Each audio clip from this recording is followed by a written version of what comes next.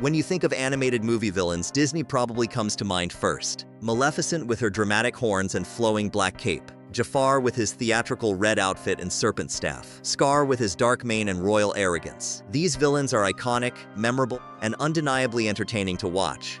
But there is something different about DreamWorks villains. Something that gets under your skin in a way Disney villains never quite do. When death shows up in Puss in Boots: The Last Wish, children in theaters actually gasp. When Lord Shen appears on screen in Kung Fu Panda 2, the entire mood shifts. When the Fairy Godmother reveals her true nature in Shrek 2, it is genuinely unsettling. So what makes DreamWorks villains feel more evil than their Disney counterparts? The answer is not just about animation style or voice acting. It is about psychology and how each studio approaches the very concept of evil itself. Disney creates villains we love to hate. DreamWorks creates villains we actually fear. Let us start with what Disney does so well. Disney villains are theatrical performers on the stage of storytelling. They announce their presence with dramatic flair, memorable songs, and larger-than-life personalities.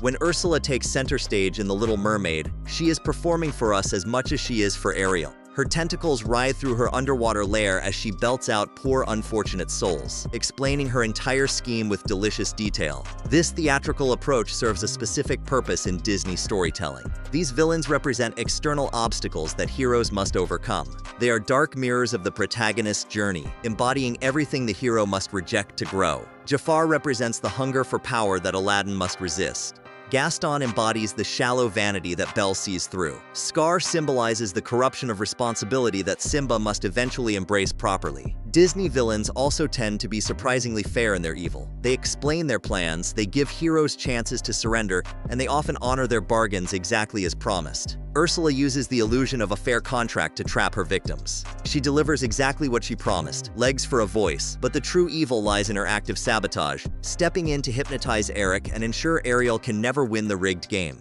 Even their defeats feel almost cathartic rather than truly frightening. When Maleficent transforms into a dragon in Sleeping Beauty, she becomes a classical monster that Prince Philip can defeat with sword and shield. When Jafar becomes an all-powerful genie, he discovers the traditional limitation that comes with ultimate power.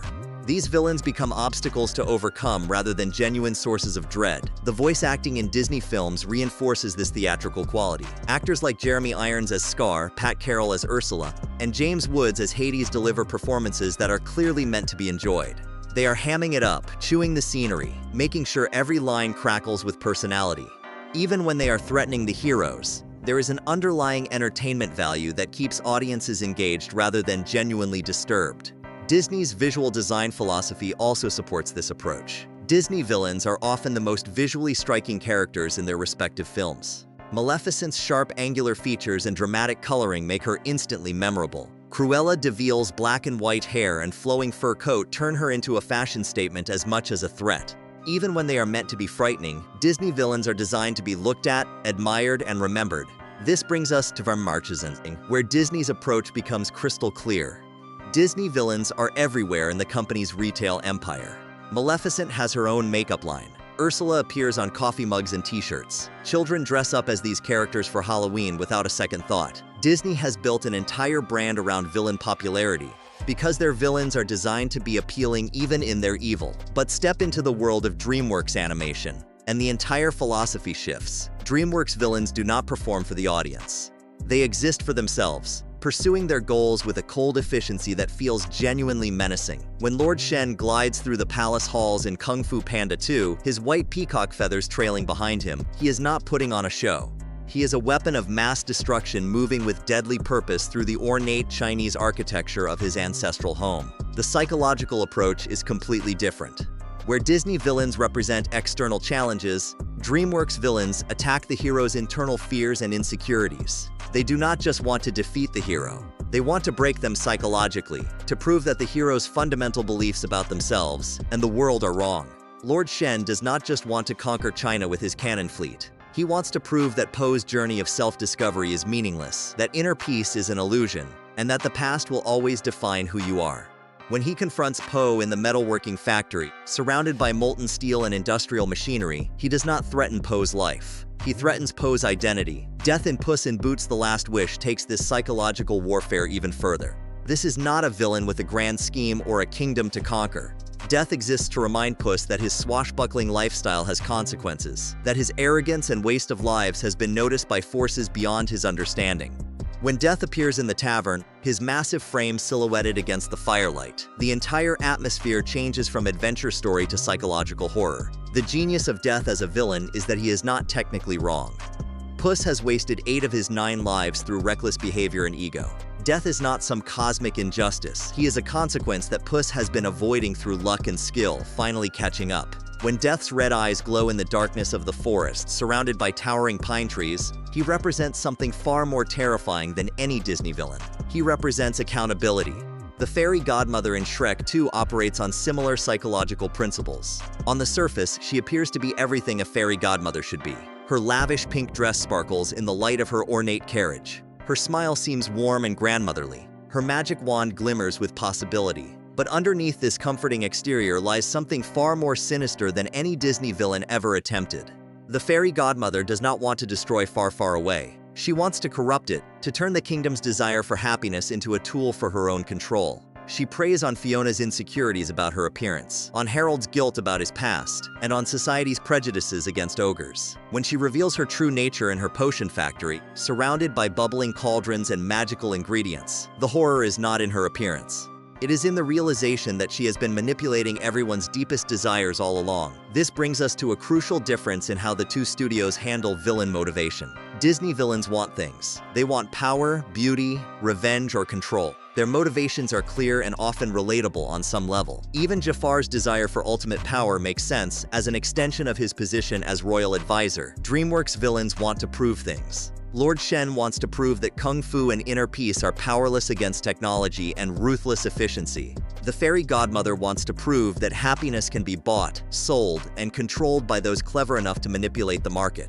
Death wants to prove that Puss's legendary status is built on borrowed time and unearned confidence. This philosophical difference creates a completely different viewing experience. When children watch Disney villains, they are learning about good versus evil in clear, defined terms. When they watch DreamWorks villains, they are confronting more complex questions about identity, authenticity, and the nature of consequence. The visual design philosophy reflects this psychological approach. DreamWorks villains often look more realistic, more grounded in recognizable human emotions and expressions. Lord Shen's red eyes are not cartoonishly evil. They are the eyes of someone who has seen too much and decided that destruction is the only honest response. The Fairy Godmother's smile is not obviously sinister. It is the practiced expression of someone who has learned to weaponize kindness. Even Death, who could easily have been designed as a traditional Grim Reaper, instead appears as a massive wolf with a distinctly canine intelligence. His fur is gray and realistic. His movements are predatory rather than supernatural. When he stalks through the dark forest, stepping over fallen logs and moving between ancient tree trunks, he feels like a real threat rather than a symbolic one. The voice acting choices reinforce this grounded approach. Gary Oldman as Lord Shen delivers lines with quiet menace rather than theatrical flourish. When he speaks about his destiny in the ruins of the palace where he was born, his voice carries the weight of genuine conviction rather than villainous posturing. Jennifer Saunders as the Fairy Godmother maintains her sweet maternal tone even while delivering threats, creating a cognitive dissonance that is far more unsettling than any amount of cackling. Wagner Moura as Death speaks with an accent that makes every word feel like a promise of violence. When he stalks Puss in the cantina and later reveals he is literally Death inside the Cave of Lost Souls, his voice carries an authority that comes from being an elemental force rather than a mere character in a story. The musical approach also differs significantly between the two studios. Disney villains get show-stopping musical numbers that allow them to explain their plans and motivations in detail. These songs are often the most memorable parts of their respective films. Be Prepared, Poor Unfortunate Souls, and Hellfire are classics of villain songwriting that audiences genuinely enjoy listening to. DreamWorks villains rarely get traditional villain songs. Instead, the music around them tends to be atmospheric and psychological rather than explanatory. Lord Shen's theme incorporates traditional Chinese instruments with ominous orchestral arrangements that build tension rather than melody. The music does not explain Shen's philosophy. It embodies his cold efficiency and inevitable approach. Death's musical theme is even more stripped down. Often it is just a whistle, a simple melody that becomes increasingly menacing through context rather than orchestration. When that whistle echoes through the forest, carried by wind through the pine branches, it transforms from a folk tune into an omen. This difference in musical approach reflects a fundamental distinction in how each studio wants audiences to engage with their villains. Disney wants you to be entertained by their villain's evil. DreamWorks wants you to be affected by it. The impact on child psychology is worth considering. Disney villains teach children that evil is external, obvious, and defeatable through courage and good intentions. These are valuable lessons that help children navigate a world where moral choices often seem clear-cut. The theatrical nature of Disney villains makes them safe to engage with because they are clearly fictional constructs. DreamWorks villains introduce children to more complex psychological concepts. They suggest that evil often wears friendly faces, that consequences can be delayed but not avoided, and that good intentions are not always enough to overcome intelligent opposition. These villains force young viewers to think more critically about motivation, manipulation, and the nature of identity itself. This does not make one approach better than the other, but it does explain why DreamWorks villains often feel more genuinely threatening. They are designed to provoke thought rather than provide entertainment, to challenge assumptions rather than reinforce comfortable moral categories. The cultural impact of this difference extends beyond individual films. Disney villains have become part of a shared cultural vocabulary where pulling a Jafar or going full Maleficent refers to specific types of theatrical evil behavior. These villains exist comfortably in our collective imagination as entertaining archetypes. DreamWorks villains resist this kind of cultural absorption. You do not see children dressing up as Death for Halloween, not because he is not a compelling character, but because he represents something too genuinely unsettling for playful imitation. The Fairy Godmother does not become a meme because her brand of evil hits too close to real-world manipulation to be funny. This resistance to merchandising is not accidental. DreamWorks has consistently chosen to create villains that maintain their psychological impact rather than diluting them for mass-market appeal. Lord Shen does not appear on lunchboxes because his philosophical challenge to the nature of inner peace does not translate well to consumer products. The technological approach to animation also supports these different philosophical frameworks. Disney's traditional hand-drawn animation style, even when updated with computer graphics, maintains a classical approach to character movement and expression that supports theatrical performance. Disney villains gesture grandly, their faces capable of extreme expressions that read clearly across large theater screens. DreamWorks' computer animation technology allows for more subtle facial expressions and body language that support psychological realism. Lord Shen's micro-expressions during conversations convey complex emotions that would not be possible with traditional animation techniques. The Fairy Godmother's ability to maintain a sweet expression while delivering veiled threats relies on animation technology that can capture subtle human behavior. The pacing of villain scenes also differs significantly between the two studios. Disney villains often get extended sequences to establish their personality and explain their motivations. These scenes are paced for maximum entertainment value, allowing audiences to appreciate the craft of voice acting and animation. DreamWorks villains tend to appear in shorter, more impactful scenes that prioritize psychological effect over entertainment. Death's appearances in Puss in Boots: The Last Wish are carefully rationed to maintain his aura of inevitable threat. Each encounter escalates the psychological pressure rather than simply advancing the plot. This brings us to the question of redemption, where the two studios take radically different approaches. Disney villains occasionally get redemption arcs, but they are usually clearly telegraphed and feel earned through suffering and genuine change. Beast's transformation from monster to prince is the template for Disney redemption, requiring both internal growth and external proof of that growth. DreamWorks villains rarely get traditional redemption arcs because their evil is often too psychologically complex or personally motivated to resolve through simple character growth. Lord Shen's descent into darkness began with a prophecy about his own defeat by a warrior of black and white, creating a tragic cycle of paranoia that cannot be resolved through heroic intervention. His final moments, as white feathers drift down from the collapsing palace, represent acceptance rather than redemption. The Fairy Godmother's defeat does not redeem her because her evil was systemic rather than personal. She represented an entire approach to power and control that needed to be exposed and rejected rather than reformed. When her spell reflects off King Harold's armor at the royal ball, reducing her to a shower of bubbles, it symbolizes the sudden collapse of her manufactured perfection rather than just a physical defeat. Death does not need redemption because he is not wrong in his fundamental role. He serves a necessary function in the universe, regardless of how terrifying that function might be to those who have been avoiding its consequences. His final confrontation with Puss resolves not through Death's defeat, but through Puss's acceptance of mortality and responsibility. This philosophical complexity extends to how these villains interact with the heroes they oppose. Disney heroes typically defeat their villains through external action powered by internal growth. Simba defeats Scar by accepting his responsibility as king. Belle defeats Gaston by seeing through his superficial appeal.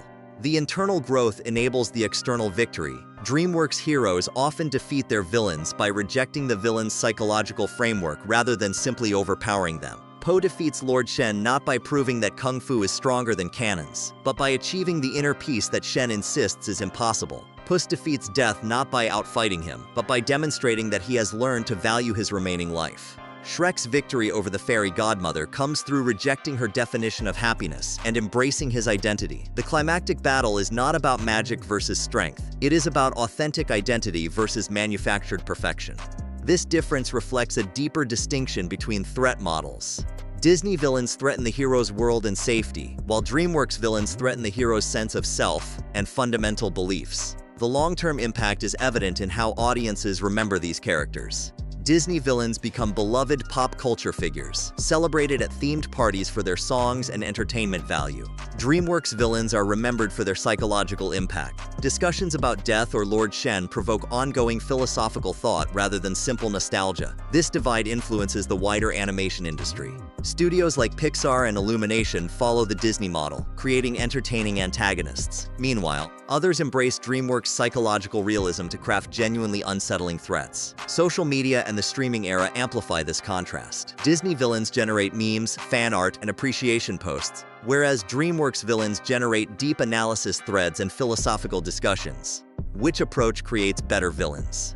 The answer depends entirely on what you want them to accomplish in your story. If you want villains who enhance entertainment while providing clear moral guidance, Disney's theatrical approach is remarkably effective. They let us enjoy being scared in a safe environment, providing the thrill of danger without genuine threat. When the credits roll, children leave knowing good triumphs over evil, valuable lessons that shape generations. If you want villains who challenge audiences psychologically, DreamWorks' realistic approach achieves something genuinely remarkable.